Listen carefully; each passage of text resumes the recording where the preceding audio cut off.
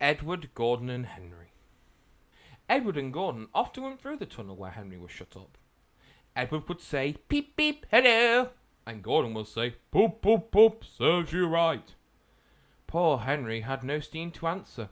His fire had gone out. Soot and dirt from the tunnel roof had spoiled his lovely green paint and red stripes. He was cold and unhappy, and wanted to come out and pull trains too. Gordon always pulled the express.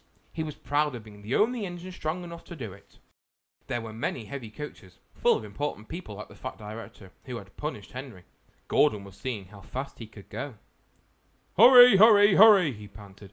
"Trickety-truck, trickety-truck, trickety-truck," said the coaches. Gordon could see Henry's tunnel in front. "In a minute," he thought, "I'll poop, poop, poop at Henry, and rush through and out into the open again." Closer and closer he came. He was almost there when crack! Whee! He was in a cloud of steam and going slower and slower. His driver stopped the train. "What has happened to me?" asked Gordon. "I feel so weak." "You burst your safety valve," said the driver. "You can't pull the train anymore." "Oh dear," said Gordon. "We were going so nicely too. Look at Henry laughing at me." Gordon made a face at Henry and blew smoke at him. Everybody got out and came to see Gordon.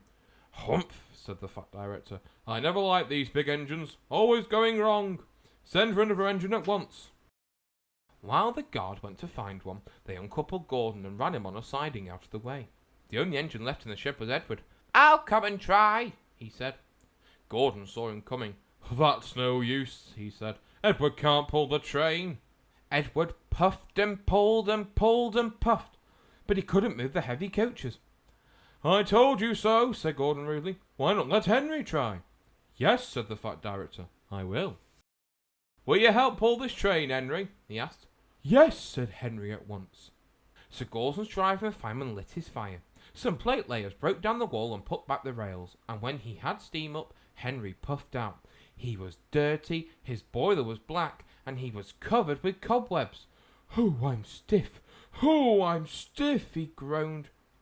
"You better have a run to ease your joints, and find a turntable," said the fat director kindly. Henry came back feeling better, and they put him in front. "Beep, beep," said Edward. "I'm ready." "Beep, beep, beep," said Henry. "So am I."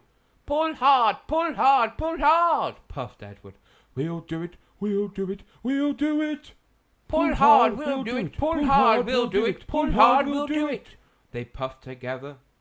The heavy coaches jerked and began to move, slowly at first, then faster and faster. "We've done it together, we've done it together, we've done it together," said Edward and Henry. "You've done it, hooray, you've done it, hooray, you've done it, hooray," sang the coaches. All the passengers were excited. The fat director leaned out of the window to wave to Edward and Henry, but the train was going so fast that his hat blew off into a field where a goat ate it for his tea. They never stopped till they came to the big station at the end of the line. The passengers all got out and said, "Thank you," and the fat director promised Henry a new coat of paint. "Would you like blue and red?" "Yes, please," said Henry. "Then I'll be like Edward." Edward and Henry went home quietly, and on their way they helped Gordon back to the sheds. All three engines are now great friends.